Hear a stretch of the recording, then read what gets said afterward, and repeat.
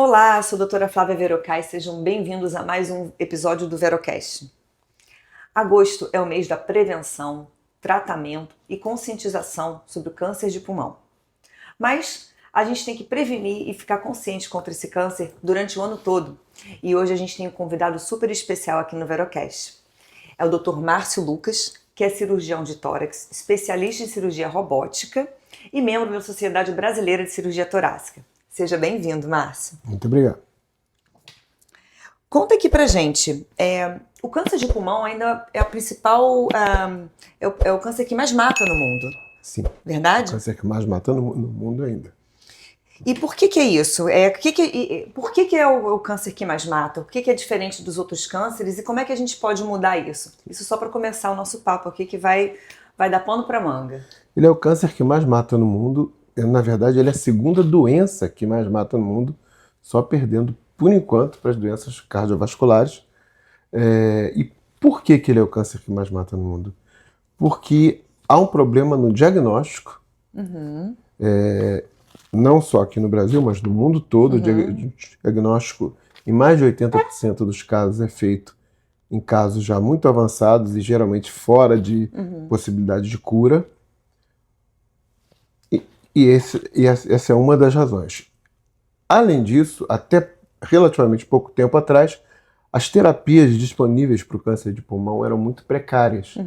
E passou-se aí 20 anos com as mesmas terapias que davam um ganho de 5% de sobrevida somente, feitas tanto antes da cirurgia quanto depois da cirurgia.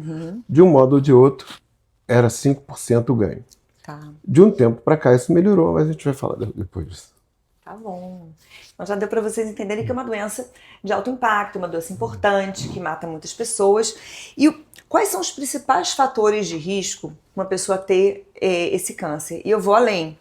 Está muito relacionado o câncer de pulmão com o tabagismo. E você já vai me responder. Câncer de pulmão só aparece em quem fuma?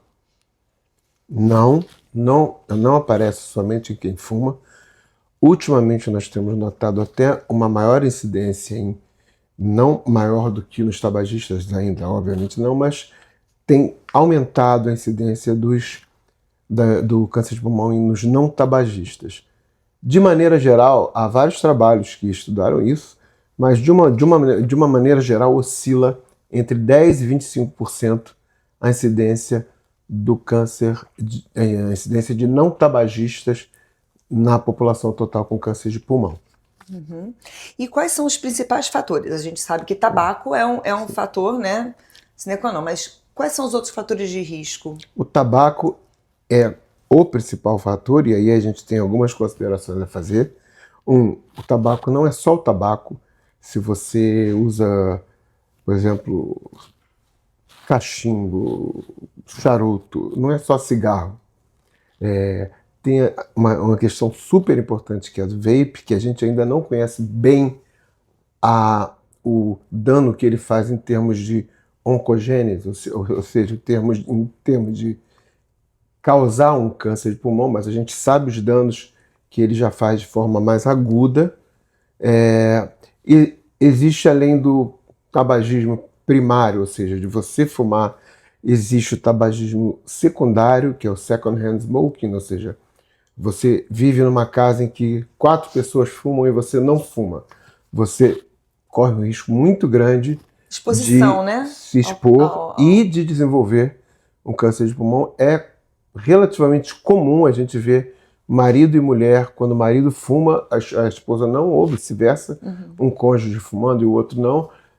Frequentemente, às vezes até o cônjuge que não fuma desenvolve o câncer de pulmão e o cônjuge que fuma não desenvolve. E ultimamente se fala muito no tabagismo de terceira mão, third hand smoking, que é quando a pessoa entra em um ambiente onde algumas pessoas passaram fumando durante algum tempo e resta ali uma concentração que é difícil calcular, obviamente, de carcinogênicos provenientes do tabaco. Então, olha que importante, né? Não basta, assim, às vezes, você fumar, que é o first hand, né? Você tá ativamente usando o tabaco, mas se você convive com alguém ou entrou em um recinto, algum ambiente que alguém que fuma ou fumou passou, seja porque estava com o vestuário impregnado, o cabelo impregnado, já aumenta a sua chance de ter câncer de pulmão. E eu achei muito interessante essa história do vaping, que a gente já sabe que o pessoal mais novo está usando justamente porque no início foi, porque causa menos câncer de pulmão, né? Você tem menos risco. Mas na verdade causa uma inflamação no pulmão, né? Porque tem óleo, que é o óleo inflama o pulmão, né? Óleo em qualquer lugar do corpo, né? Mas você disse que não sabe ainda se tem uma relação.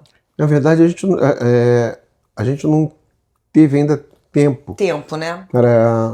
para avaliar os danos que o vape causa em termos de câncer, de carcinogênese, né? A gente sabe que ele causa uma inflamação, a gente não sabe exatamente a composição do vape. Não sabe.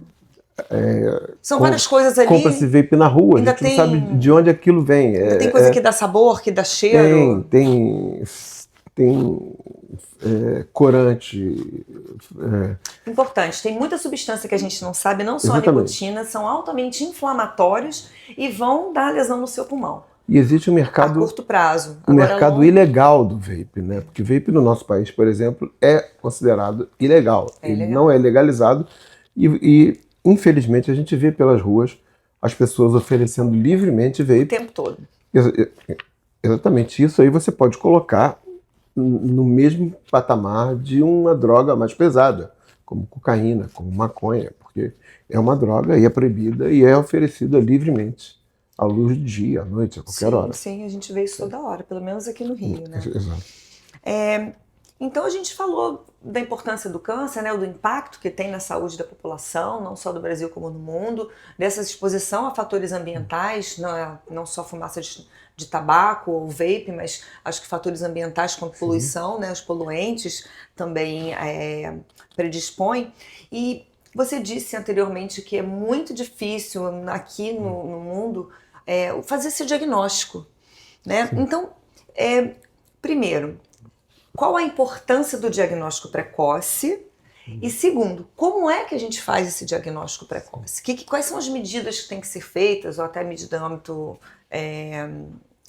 nacional, para a gente poder tentar captar esses pacientes? Sim.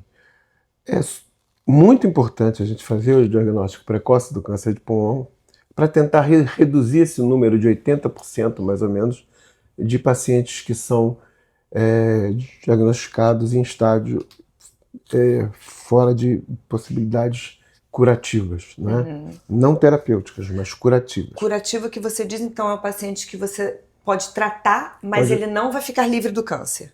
Não, o curativo ficaria livre do câncer, né? Esses 80% eles são descobertos, são diagnosticados fora de possibilidade curativa, ou seja, a gente tem 16% que são descobertos, oscila entre 14% e 16%, de pacientes que são diagnosticados em possibilidade curativa, que você pode, de uma maneira ou outra, seja por cirurgia, seja por radiocirurgia, seja por ablação, tratar, e o restante que fica fora de possibilidade curativa, mas não terapêutica. Você pode tratar, você deve tratar, mas a gente sabe que a chance de cura reduz muito ou quase nula.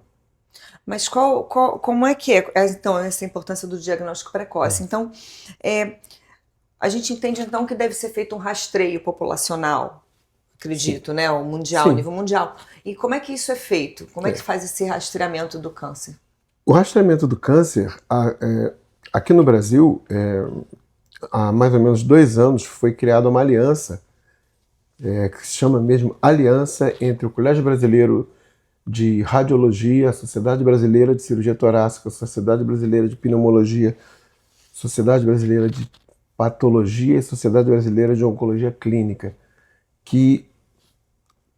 cujos objetivos, provavelmente o principal deles, é exatamente atacar e fazer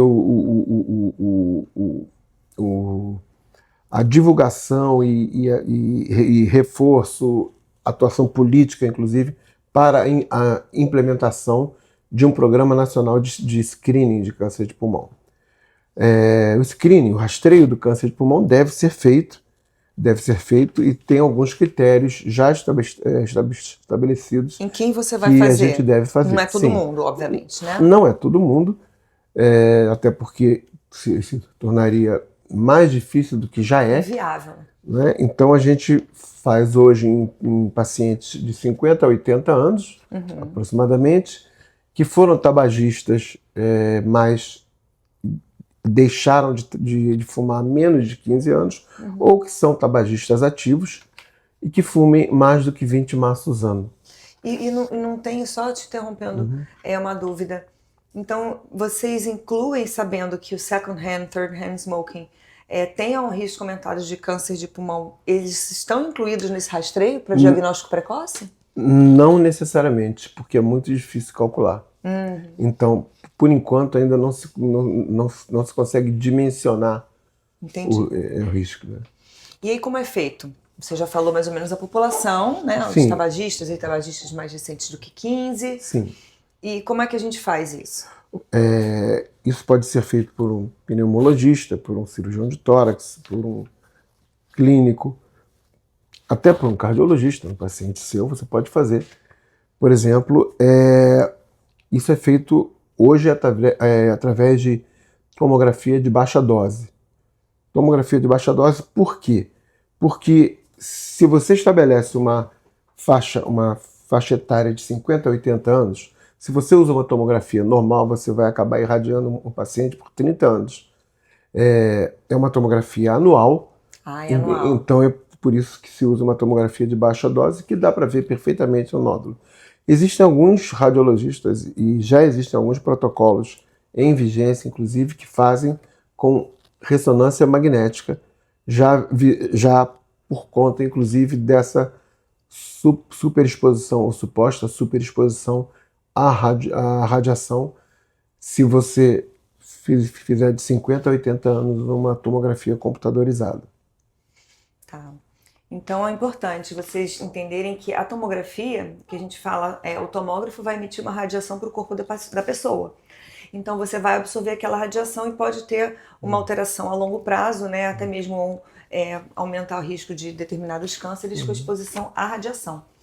Então, para fazer, como esse screening tem que ser anual, eu achei até interessante essa ideia de fazer a solicitação e rastreio com a tomografia de uma dosagem mais baixa. Mas, voltando aqui ao nosso papo, a gente falou então que é importante fazer esse rastreio e o diagnóstico precoce. Tem o diagnóstico precoce e tem aquele diagnóstico que o paciente às vezes vai fazer uma tomografia por causa de uma hérnia de hiato, ou às vezes eu já peguei, paciente que vai fazer uma angiotomografia da coronária, que é uma tomografia que a gente vê o coração, para ver os vasos do coração, as artérias coronárias, e às vezes o radiologista reporta alguns achados incidentais. A gente está vendo o foco é o coração, mas a gente olha o pulmão, porque o tórax está todo mundo junto aqui. E existem relatos de acharem, são os incidentalomas, né? São lesões, são nódulos que são achados em exames que não estão focados para isso. E fala um pouco para a gente sobre isso, e qual a diferença, se tem diferença. A diferença é que quando você faz o rastreio do câncer de pulmão, você, em geral, você tende e o objetivo do rastreio é justamente esse, a detectar casos iniciais. Né? Já quando você descobre um tumor de pulmão, um nódulo de pulmão incidental, um incidentaloma, não necessariamente essa lesão será uma lesão em estádio inicial. Então já pode ser uma lesão mais avançada. Pode ser uma lesão mais avançada. E o paciente não sentia nada. E não sentia nada. E esse é um dos grandes problemas do câncer de pulmão. Então, é isso que eu ia perguntar. É uma doença silenciosa. Quando você é um fumante, você tosse, tem todo aquele sintoma do DPLC, né? Como é que você faz para diferenciar Quais são os sintomas que vão te acender alguma luz de alerta para câncer de pulmão? O que você pode esperar de sintoma? E qual o frequente, né? Porque assim, a gente sempre acha que vai ter algum sintoma, né? E descobre, oh meu Deus, eu tenho um câncer e não senti nada. O maior sintoma de câncer de pulmão, o mais comum e mais evidente é a hemoptise, ou seja, a expectoração com raios de sangue. Tosse com sangue. Com raios de sangue misturado ao escarro ou sangue puro.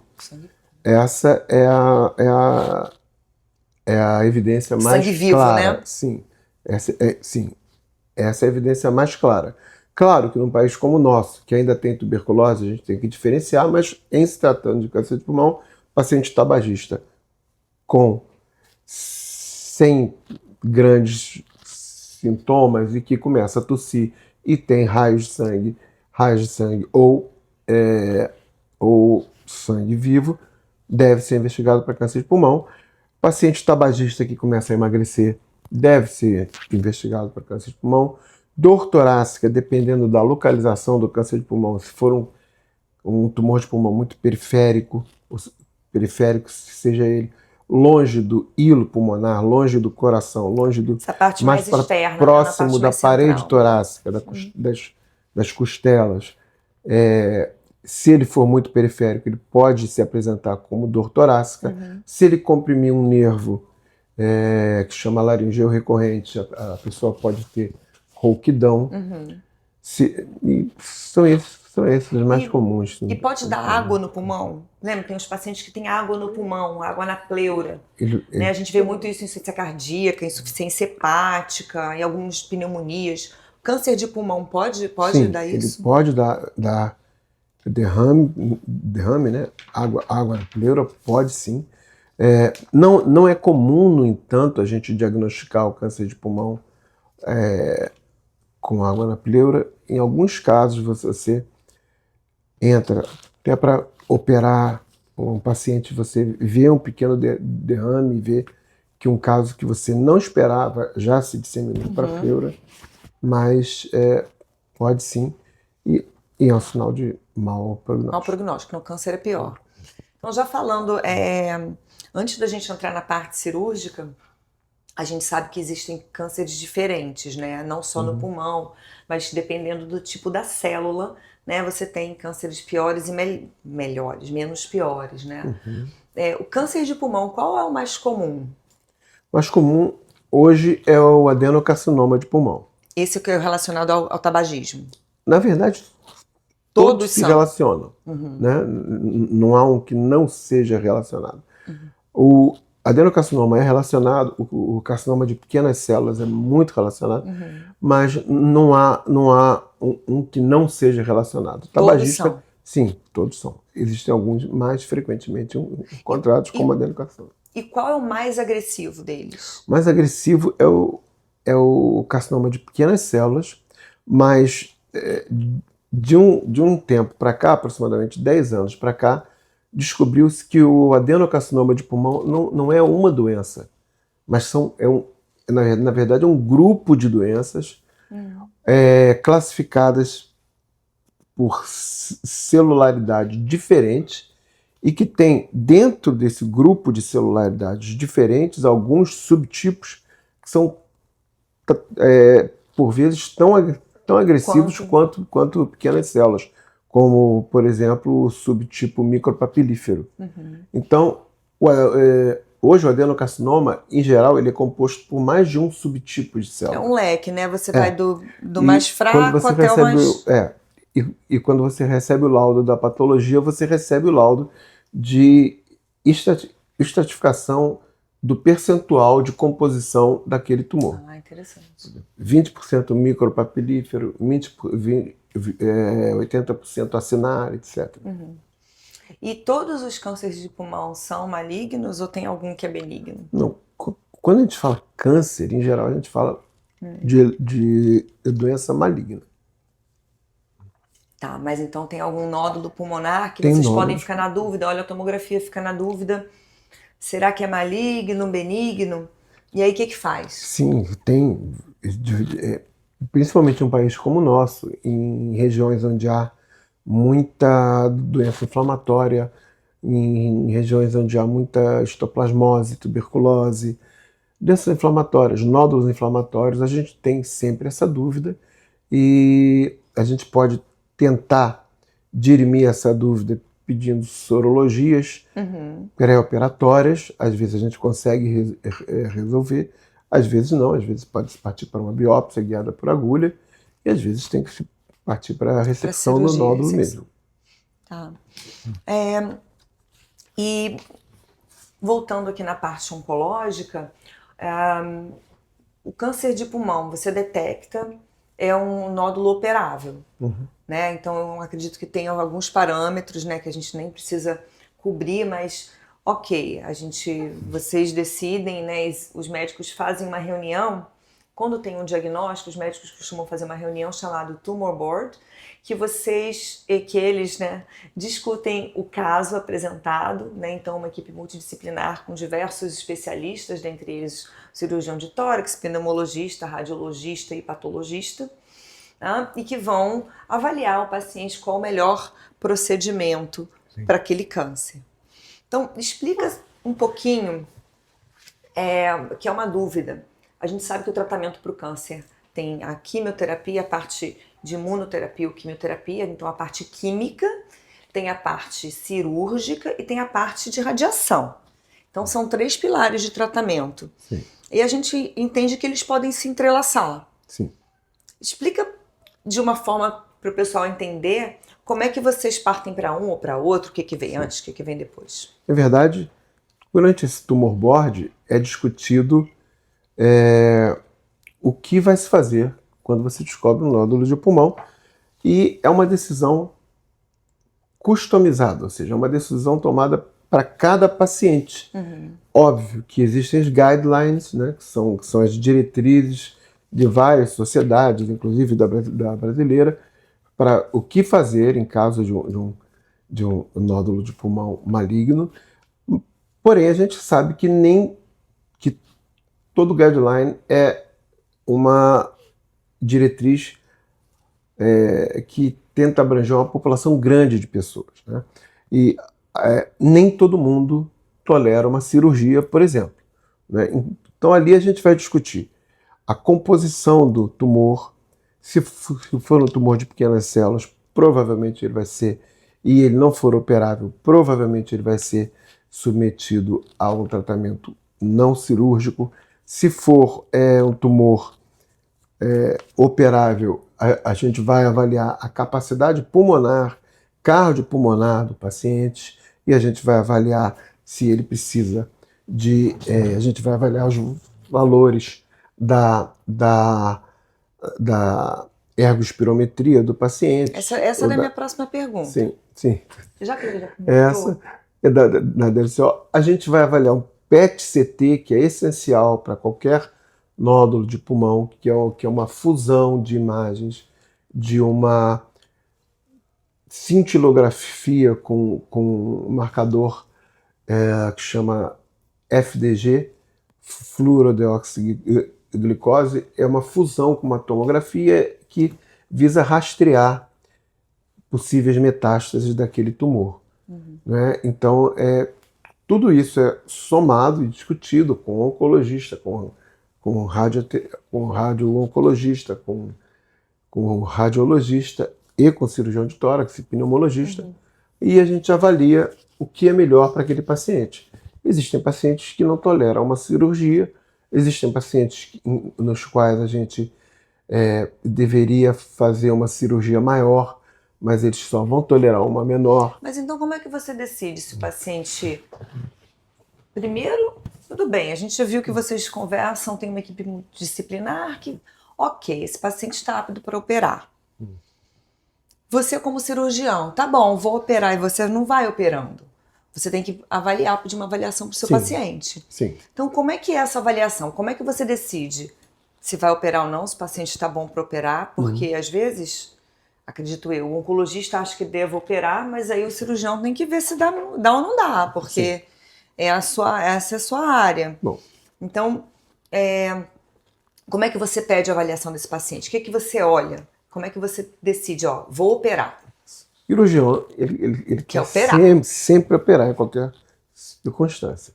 Acontece que, às vezes, a cirurgia que a gente tem a oferecer para esse paciente pode ser aquém do que ele precisa. Por exemplo, o paciente tem um nódulo pulmonar maligno, tem linfonodos no mediastino e tem uma prova de função pulmonar, uma ergospirometria ou uma DLCO muito baixa, uma ergospirometria com VO2 muito baixo. E nesse paciente, a cirurgia vai acabar acarretando um mal. Então a gente encaminha esse paciente para outro tipo de tratamento, radiocirurgia, ablação, ou então tratamento quimioterápico, imunoterápico, terapia-alvo. Mas esses pacientes, então você faz um teste cardiopulmonar, você vê que o paciente é um paciente que não tem doença coronariana, é um paciente que era tabagista. Geralmente que a gente pega é o paciente, eu faço muita avaliação desses pacientes, é um paciente tabagista, um paciente emagrecido, né? Então ele é sarcopênico, então é um paciente que tem uma composição corporal chamada obesidade sarcopênica. Você olha, o IMC está normal, mas o paciente não tem massa magra muscular e tem a massa de gordura como o maior componente da sua composição corporal. E a gente faz o teste cardiopulmonar e vê que o paciente tem os parâmetros de um algoritmo, né? Para a gente poder avaliar se o paciente tem risco baixo, intermediário a alto para o procedimento cirúrgico proposto. E aí você, baseado no VO2 mais baixo, você já tira da cirurgia ou você indica algum outro tratamento para eles? Não, se a contraindicação dele momentânea for somente funcional, não tiver doença à distância, não tiver outros achados que contraindiquem a cirurgia dele, esse paciente pode ser submetido a um tempo variável de reabilitação pré-operatória e depois uma nova avaliação. Se ele conseguir uma melhora, ele pode ser submetido à cirurgia, sim. E qual a sua experiência com esse tipo de avaliação e o que você espera como resposta para os seus pacientes? A gente espera uma melhora não somente dos números, mas também, como você falou, uma reversão dessa sarcopenia, um ganho muscular, um ganho nutricional. A cirurgia torácica, embora hoje muito menos invasiva do que na época da toracotomia, ainda é uma grande cirurgia. O pós-operatório não é um pós-operatório fácil. Então, isso tudo consome o paciente tem que entrar para essa cirurgia muito bem preparado. Então, você está me dizendo, a gente tem a capacidade funcional, a aptidão cardiorrespiratória, a avaliação dos outros parâmetros metabólicos, cardiometabólicos do paciente. A gente tem a avaliação nutricional que entra nisso aí. Então, a gente tem que dar uma melhorada no paciente como um todo para ele tolerar o procedimento. Exato. E a gente ouve, a população em geral ouve uma cirurgia do tórax, vão cortar o meu pulmão. Só que a gente sabe que hoje vocês têm as técnicas, né? Você pode falar melhor. Antigamente era a toracotomia, você fazia um corte no tórax de ponta a ponta. Evoluiu para vídeo e agora você faz a robótica. Como é que é essa cirurgia? É um robô que vai operar ou é você que opera? Na verdade, por enquanto, nós é que operamos. Por enquanto, precisa de um ser humano. Exato, mas creio que daqui a algum tempo... Em breve você vai ter alguém no Japão operando aqui. Certamente. O que acontece? Na época da toracotomia, a gente fazia cirurgia, mas de verdade era uma cirurgia tão agressiva, com tanta secção de músculos, fratura de osso, que... Fratura de osso? Sim, porque em geral, algumas escolas já entravam na toracotomia ressecando um arco costal e outras, fatalmente, pouquíssimas vezes... Causava uma lesão, alguma coisa? Porque você tem que afastar os arcos costais e você usava um afastador, usa-se ainda, que se chama, um deles é o afastador de Finocheto, que ele é basicamente um retrator. E você vai retraindo, vai afastando, vai rodando uma manivela, vai afastando, chega uma hora que você escuta um barulho. Crack, é um osso que fraturou. Isso tudo causa uma dor pós-operatória que muitas vezes se torna uma dor crônica. Uhum. Então, às vezes, você tratava uma doença e deixava outra. Isso depois passou a usar uma forma de cirurgia minimamente invasiva, que foi a videocirurgia, que é muito boa. Eu acho que a robótica, que eu vou explicar logo a seguir, ainda não é uma cirurgia, uma técnica disponível para todo mundo pelo seu custo. A gente tem que lembrar que o Brasil é um país de dimensões continentais, então a vídeo ainda é bastante prevalente no Brasil. E a robótica, que realmente em relação a vídeo tem um custo maior, em relação à toracotomia tem um custo maior ainda, porém ela dá uma precisão, uma visão, uma filtração de tremor. Você tem a possibilidade de mover o braço do robô em 7 eixos diferentes. Ninguém conhece o braço do robô. Certo. Eu estou imaginando aquele robô dos Jetsons vindo com os braços assim, eu não estou entendendo nada. Certo. Então, eu acho que a gente vai passar aqui alguns vídeos só para vocês verem assim o filminho, para entender o que é o robô. Sim. Né? Mas na verdade, ele fica no cockpitzinho ali, parecendo um joguinho. Em um console. Num console. Né? Então parece que ele está fazendo... Geralmente dentro da sala do próprio paciente, mas já há experiências recentes até agora, até um brasileiro, coloproctologista, fez uma ressecção ainda, não são grandes ressecções, mas fez intercontinental.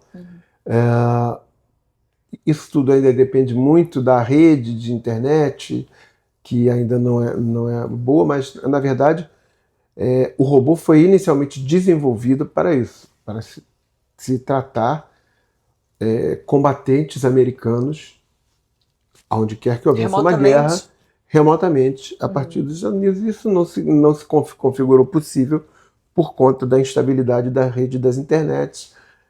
Havia um delay muito grande e esse delay poderia ser muito prejudicial. Mas o pessoal ainda está achando que é um robozinho quadradinho que vai lá operar. Você não me explicou aí. Não é um robozinho quadradinho. Como é que fica então? O paciente está na sala deitadinho. Sim, fica numa mesa, fica um cirurgião.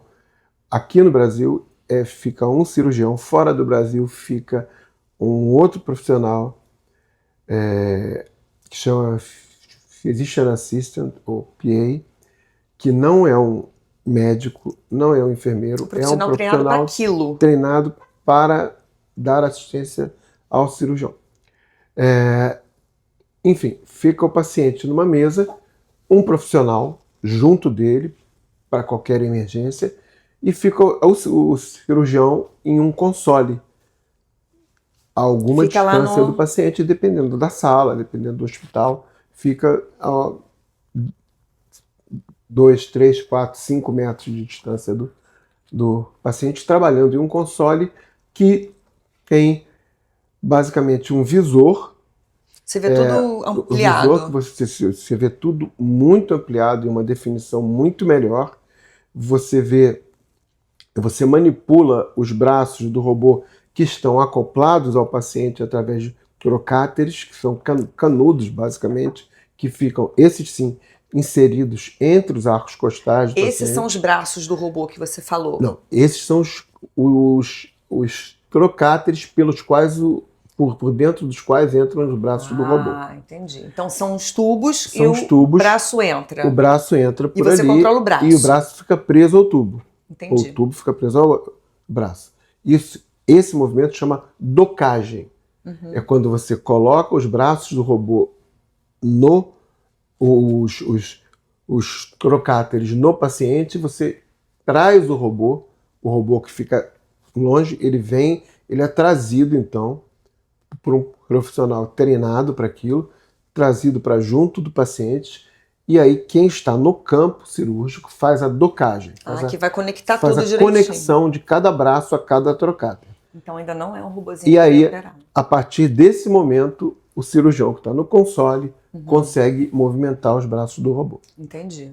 Então é uma cirurgia bem menos invasiva. Você faz... como é que é o corte? Quantos é grande? Como é que é o braço do robô? É assim? Cada trocáter Quantos tem centímetros? 8 milímetros. Então, Milímetros, o corte é do tamanho do trocáter. Olha. E se você utilizar... a gente utiliza 4 ou 3 trocáteres de 8 milímetros. Então, são 4 ou 3 cortes de 8 milímetros, incisões de 8 milímetros, e uma maior de 12 milímetros, que é onde entra o trocáter do auxiliar. Por onde entra uma pinça, uma gaze, o material que você precisa. Material que precise usar. Então, mesmo usando o robô, você ainda precisa fazer... usar gaze lá dentro. Sim, sim. Entendi. Sim. Tá. Interessante, né? Bem diferente. Então, pela incisão ser bem menor e você não precisar afastar costela, arco costal, né? Não precisar fraturar, acredito eu.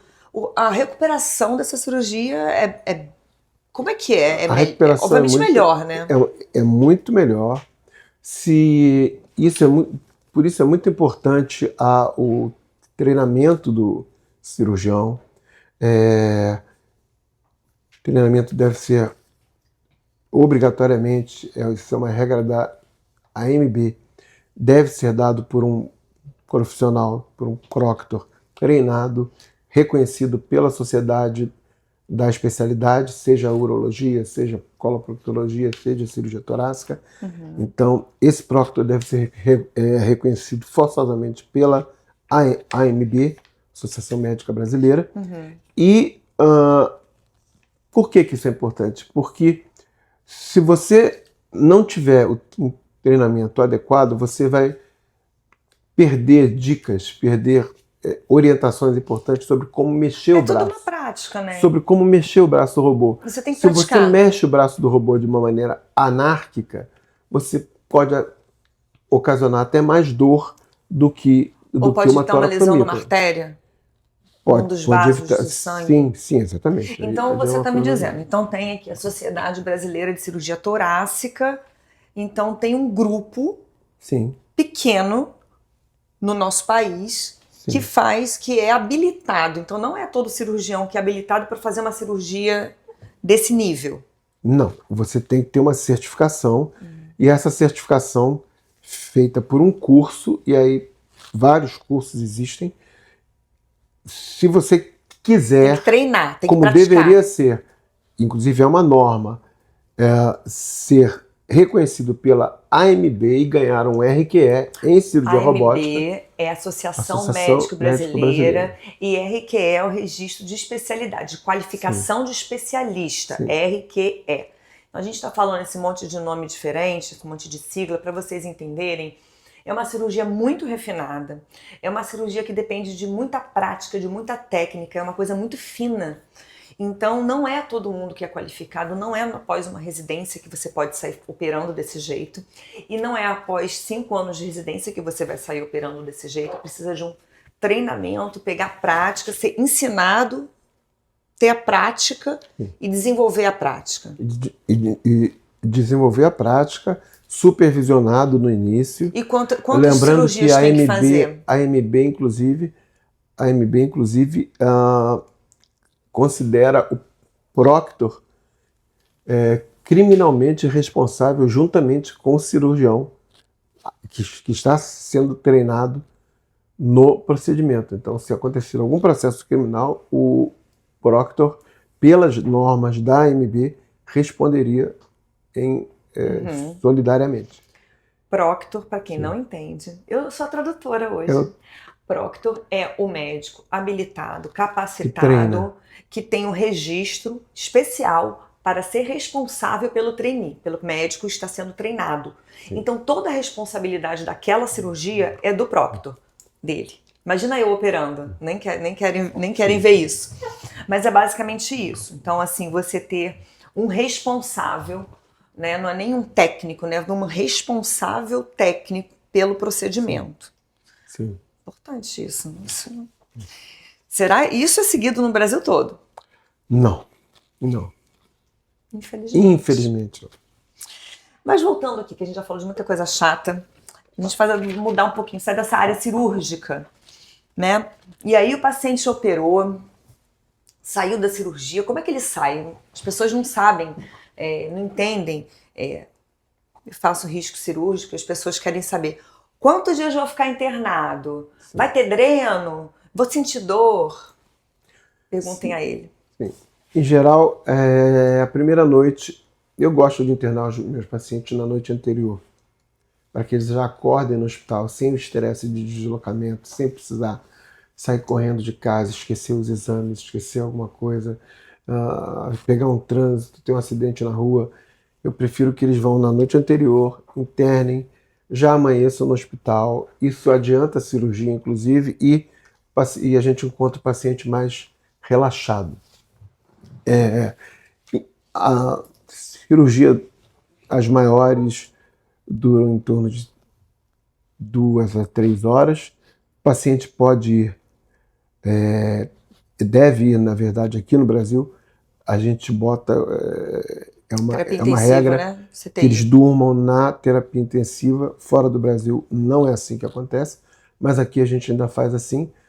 Dorme na UTI, sai com um dreno de tórax e na manhã seguinte ele tem alta da UTI, estando tudo bem, tendo tudo transcorrido bem, como normalmente acontece. Ele tem alta da UTI e vai para um quarto, ainda com dreno. Geralmente esse dreno sai no primeiro dia, às vezes, mas geralmente no segundo dia, e a alta vai para o terceiro ou quarto dia no máximo. Então, correndo tudo bem. Máximo 5 dias internado, se não tiver complicação. Claro que há exceções. Há 4 a 5. Há pacientes que... 3 dias. Há pacientes que ficam 2 dias, há pacientes que ficam 5. 2 dias, imagina, operar o pulmão, sair com 2 dias. E a dor? Eles saem com menos dor, mas ainda tem dor, né? A dor, na verdade, a dor está relacionada ao grau de movimento do robô, trocáter. Do trocáter. A gente tem que lembrar que é um robô, então ele é uma máquina muito forte. Uhum. Quem já levou uma pancada do robô, como eu já levei, quando a gente está treinando pessoas, a gente entra, às vezes algum problema de posicionamento de braços, a gente entra junto aos braços e a gente avisa sempre, não mexe agora, mas às vezes o colega não ouve, mexe e leva uma pancada. Aquilo é uma pancada com muita força. E no começo, a pessoa que opera a robótica, ela não consegue, lembrando que o robô ele não dá um feedback tátil. Você não sente a força que você está aplicando sobre a estrutura. Você só vê, mas você não sabe, você tem que aprender a refinar isso. Com o tempo, você vai conseguir desenvolver um misto de feedback visual com manual. Então você vai conseguir ver através do que você está vendo e sentindo quando você aperta a força que você está aplicando ou não. Existem versões mais novas de robôs com algum grau de feedback tátil, mas sinceramente nenhum deles ainda me convenceu. Tá. E aí o paciente vai de alta, vida que segue, pode fazer o que quiser? Não. Parar de fumar? Sim, parar de fumar. Parar. E essencial. O resto, como é que é? O que pode fazer? A parte de atividade física, mudar estilo de vida? Como é que isso entra na nova fase, né? Claro. De vida do paciente? Mudar estilo de vida eu acho que é essencial. Parar de fumar é essencial. Se a pessoa não consegue, com esse estímulo, ter motivação para isso, é difícil que a gente vá pensar que algo vá motivá-la mais do que ter tido um câncer de pulmão e ter saído disso agora, bem. Só parando, interrompendo um pouquinho. Se o paciente, porque tem gente que fala isso abertamente, eu sei porque tem paciente que termina de operar o coração, passou um mês e está ele fumando de novo. Sim. É uma contraindicação operar o pulmão, paciente ser tabagista ativo e falar que não vai parar de fumar? Depende da instituição. Não há nenhum guideline que contraindique isso. Isso depende da Existem equipe. instituições, aqui no Brasil eu não conheço nenhuma, mas nos Estados Unidos existem instituições que não operam pacientes tabagistas ativos. Transplantes não E, transplantam. independente dele dizer que não vai parar ou não, se ele é tabagista ativo, não opera. Sentenciado. Não, acabou. Mas aí tem outros tratamentos. Tem outros. Mas aí fumando não adianta porque não vai... Sim. Entendi. E aí você falou em mudança de estilo de vida, né? Que eu puxei essa parte. E já entrando, o paciente deve ter um tempo de resguardo e depois vocês indicam alguma atividade física? Como é que fica essa parte? Porque a cirurgia é pesado, é uma cirurgia, como você mesmo disse, de grande porte, apesar de ser pouco invasiva, mas o paciente tem que ter uma recuperação. Então, o que vocês recomendam para esse período pós-operatório? Nesse ponto aí, novamente entra multidisciplinaridade, né? Aí o paciente vai voltar para o seu cardiologista, vai voltar para o seu pneumologista, e isso geralmente a gente não discute a esse nível em tumor board, mas a gente troca opiniões, avaliação nutricional, reposição nutricional, retomada de atividades físicas, ou se não fazia antes, início de atividades físicas, uma vida normal, uma vida próxima da que ele levava antes. E nesse ponto eu sou bastante permissivo até, eu peço que eles retornem às atividades o mais rápido possível, mas sempre ouvindo profissionais que são mais qualificados para isso. E nesse pós-operatório, porque muita gente acha que operou, acabou. Né? Óbvio que você tem que ter mudança de estilo de vida, né? É agora ou nunca, né? Já operou, já teve câncer, já operou, agora vamos embora. Só que o que as pessoas acham que a cirurgia curou, mas tem casos que você faz uma quimioterapia antes, opera e depois faz outra quimioterapia. Como é que funciona? Na verdade, como a gente falou no começo, a gente passou 20 anos, mais ou menos, talvez até um pouco mais, somente oferecendo quimioterapia antes da cirurgia, com algumas indicações para tumores grandes, ou depois da cirurgia, antes da cirurgia, que se chama neoadjuvante, e depois adjuvante. E o ganho, tanto de uma quanto de outra, e aí nesse caso você oferecia uma ou outra, nunca as duas, era de 5% apenas na sobrevida. Né? Isso mudou radicalmente com o advento de novas drogas, da terapia-alvo, que é estabelecida após a avaliação de algumas mutações que se chamam mutações driver. Então, se o paciente tem determinado tipo de mutação, ele pode usar determinado tipo de droga. Cada droga atua em uma mutação, e com essas drogas são chamadas de terapia-alvo, ou inibidores de TKI, na verdade, de tirosina quinase, é um tipo delas, que esse tipo de terapia é aplicado apenas em adjuvância. Depois apareceram as imunoterapias, os imunoterápicos, que esses podem ser usados antes da cirurgia e depois, numa terapia que chama perioperatória, porque ela começa antes, você opera e depois você faz. Tem algumas vantagens sobre a terapia adjuvante só, a quimioimunoterapia. Mas depende do câncer, adjuvante, né? Depende do tipo não é do receita tumor. de bolo que ele está querendo Depende dizer. do tipo do tumor. Eu estou dando aqui ideias das terapias novas, sim, né? Sim. Mas claro que isso é o tumor board, e nesse ponto, mais o oncologista é que vai definir. Então você quer dizer que os avanços tecnológicos, né, até terapias de nível celular, nível imunologia, né, com as imunoterapias, mudou o tratamento e o prognóstico, né? Porque você quer fazer um procedimento, vários procedimentos, não é uma coisa fácil, todos esses tratamentos que a gente está falando é muito fácil, né? Então vai lá, toma uma neoadjuvante, aí você vai lá e você opera, depois você vai lá e você faz... É muita carga para o organismo, né? Então, é importante dizer que tem que ter um impacto benéfico, né?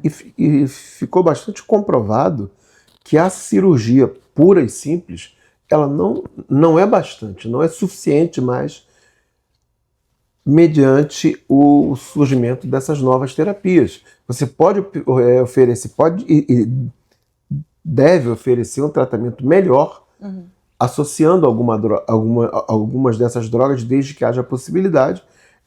Essa possibilidade é dada pela análise do tumor por um painel molecular, né? Um painel molecular que aí vai avaliar se tem essas mutações driver, se não tem, se ele não tiver mutações driver, se ele tem os antígenos necessários para a imunoterapia funcionar. Não é? Então, na verdade, quando eu dou algumas aulas, eu comparo um mapa, uma tabela do que eu costumava operar sem fazer nenhum tipo de tratamento antes ou depois, e do que hoje eu opero sem fazer nenhum tipo de tratamento antes ou depois. É impressionante, reduziu, eu não tenho os números, mas drasticamente. A visualização é realmente drástica. E eu acho importante dizer que essa parte de você haver drive, mutação, né, os nomes estranhos, isso tudo é uma parte genética. Então, quando você pega o pedaço, né, a parte que foi ressecada, retirada, a parte cancerosa que foi retirada do pulmão, você leva para o patologista, que é o médico que vai avaliar o tecido, ele vai fazer alguns testes genéticos e algumas marcações para ver a proteína da membrana daquela célula oncológica, e aí ele vai avaliar o que tem de alterado e quais as drogas disponíveis o oncologista vai avaliar para poder tratar aquilo ali certinho, tanto que é terapia-alvo. Você vai tratar o mal pela raiz. Né? Então, se tiver alguma coisa, se sobrou alguma coisa, ou tiver algo que a gente não está vendo na hora de tirar, ficou um restinho ali. Sim. Por isso que faz esse tratamento. Na verdade, ele trata o tumor também antes, em casos não cirúrgicos, por exemplo. Ah, sim, mas eu estou falando do depois. Do depois, sim, ele trata alguma doença residual, por exemplo. E no anterior você faz a biópsia para ver o que é. Biópsia. Por isso, hoje é necessário muito mais material. Os patologistas requisitam muito mais material do que antes, porque eles precisam de muito mais material, substrato. Material da biópsia. Sim. Para que possam levar para esses painéis moleculares. E a biópsia você coloca agulha na lesão? Isso é um tipo de biópsia guiada por tomografia. Outro tipo de biópsia por broncoscopia. Outro tipo de biópsia... aquela endoscopia que vai pelo brônquio. Sim. Outro tipo de biópsia mais moderna é a broncoscopia com IBAS, ou EBUS, que é o ultrassom endobrônquico. Então você coloca a endoscopia lá, não é no estômago, não vai para o esôfago, mas aí você tem ultrassom na ponta? Tem ultrassom na ponta e uma agulha que sai e biopsia quando o ultrassom mostra o nódulo. E tem, na verdade, tem também a criobiópsia, que é o EBUS com criobiópsia. Ou seja, ele congela o tecido a ser... Não, o ultrassom não congela. Tem um probe que congela. Né? Congela e você, quando congelou, você sangra menos. Tem um risco um pouco maior de sangrar quando ocorre o descongelamento, e aí você tem que ficar olhando. E, na verdade, aqui no Brasil a gente ainda não tem, mas existe a broncoscopia robótica. Existem pelo menos dois grandes. E a broncoscopia robótica é fantástica, porque você consegue fazer em um mesmo dia o que se chama de one-stop shop, que você faz o diagnóstico, você faz o estadiamento, com o EBUS, você faz o Patologia. diagnóstico, o estadiamento patológico e Trata. manda direto para o centro cirúrgico para fazer a cirurgia no mesmo dia. Uau! E a última coisa, a gente está tirando tudo que a gente quer dele. Aproveitar que ele é uma pessoa difícil. Então ele está aqui, vamos usá-lo. Então, assim, fez tudo, tomou anel, pós, Matrix, tudo que tiver aí de químio, imuno, né? E aí operou com robô, mas tem gente que ainda usa a radioterapia, que é aquela terapia por radiação. Tem, claro. E quais são os casos que usa essa? Os aparelhos, na verdade, hoje são muito diferentes daqueles de cobalto que se usava lá no começo. Porque ainda ficou aquele tabu, né, da radioterapia, de ser uma coisa muito ruim. Sim, até porque os próprios... são inúmeros os casos de profissionais da saúde que trabalhavam com aquilo e que desenvolveram... que foram eles próprios vítimas de vários tipos de câncer em virtude da exposição. Da exposição. E claro que teve o acidente que aqui em Goiânia aconteceu, que foi um fato lamentável.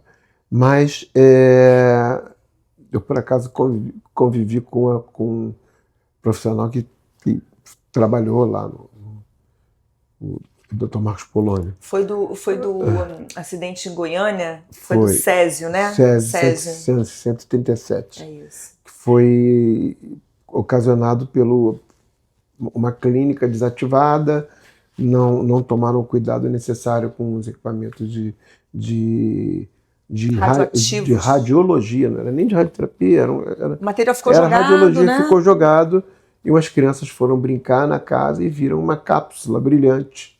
E se encantaram com a cápsula e levaram. Um deles botou no bolso e foi. E o resto... Procurem no YouTube, vale a pena, foi um acidente tanto. Então existem ainda os aparelhos muito mais modernos, muito mais... você consegue irradiar um campo muito menor, com uma precisão muito maior. É como na tomografia, a dose da radiação é menor? A dose da radiação é menor, mais localizada e mais bem aplicada. Entendeu? Bem aplicada. Bem aplicada. Você tem... acredito que seja por um software de computador. Isso não é da minha área, eu já não sei, mas eu estou imaginando.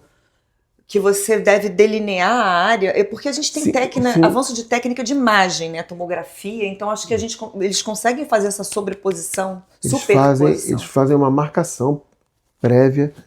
Antes de fazer a marcação prévia, eles fazem uma planificação no computador. Por isso que existe o radio-oncologista, mas junto deles tem sempre um físico que trabalha, o biofísico que trabalha e que é o responsável por esse cálculo de dosagem. E os aparelhos novos têm, inclusive, um modo de atuar em relação à respiração, de maneira que você calcule a respiração do paciente e atue somente, não tem alguma alteração do feixe, né? Não irradie um lugar quando o paciente inspira e o nódulo sobe e outro lugar quando o paciente expira. Então, isso é muito importante. São aparelhos mais inteligentes hoje. É muito importante porque não só câncer de mama, mas a radioterapia para câncer de pulmão, se for do lado esquerdo, o que tem aqui? A coisa mais linda é o coração, gente. Então, existem a longo prazo, e geralmente há mais de 10 anos de exposição a uma terapia de radiação, uma radioterapia aqui no local, lesão de artéria coronária. Então, uma coisa a longo prazo, os pacientes têm que ser acompanhados, sim, porque é um grande problema. Você, às vezes, não tem nem doença nenhuma e tem uma lesão na sua coronária e eles têm que ser acompanhados. Mas é isso, manda uma mensagem para o pessoal que está assistindo. O que eles têm que pensar, não só em Agosto Branco, mas o ano inteiro e a vida toda, sobre câncer de pulmão, prevenção, antitabagismo. Exato. Pode falar. Não fumem. Você que fuma, considere não fumar. Olho nos seus filhos, olho nos adolescentes em relação a esse vape. Isso causa lesões agudas sob determinado ponto de vista. Os dois são muito lesivos, muito deletérios, mas o vape talvez seja até pior sob o ponto de vista de ter uma capacidade de lesar agudamente, ceifar vidas jovens que, de outro modo, se fosse com o tabagismo, talvez tivessem tempo de parar de fumar. Isso não acontece com vape. Vape, você não sabe quanto você está fumando, as pessoas fumam desbragadamente. O tabaco, você pelo menos sabe, fumou uma cartela de cigarro, você fumou 20 cigarros. O vape você não consegue dizer o quanto, porque é diferente, não há uma normatização. Não é só a nicotina então, que tem ali, tem um monte de outras coisas. Sim, você não sabe o que tem dentro. Então, olho nos seus filhos, nos adolescentes, e você que fuma vape porque acha que está se fazendo menos mal do que cigarro, desculpe, você está redondamente enganado. Procure, há muita informação disponível na internet, no YouTube, nos sites de sociedades, de especialidades. Procure se informar, porque você não está fazendo menos mal do que com cigarro. É isso. Obrigada, Márcio. Queria dizer para vocês que aqui na Clínica Hartwell a gente tem uma equipe pronta, preparadíssima e exames para fazer o seu pré-operatório, sua pré-habilitação, equipe de nutricionista, enfermagem, fisioterapia, para fazer o seu preparo no pré-operatório, eu fazer o seu teste cardiopulmonar e a gente acompanhar você no pós-operatório para garantir uma vida mais longa, mais segura e sem complicações. Se vocês curtiram esse episódio do nosso Verocast, curte, comenta, deixe suas dúvidas aqui nos comentários, a gente vai ter o maior prazer de responder. E mídia social do Dr. Márcio Lucas no Instagram, qual é? Márcio Lucas 69. @DRA Flávia Verocai, @Clínica Hartwell. Descrição para quem não chegou ao final, para quem esqueceu, vai estar aqui nos comentários. Se você acha que o conteúdo do nosso episódio de hoje vai servir para alguém, para conscientizar, para fazer alguém parar de fumar, parar de usar vape, compartilha. Obrigada por vocês escutarem, participarem. Até a próxima.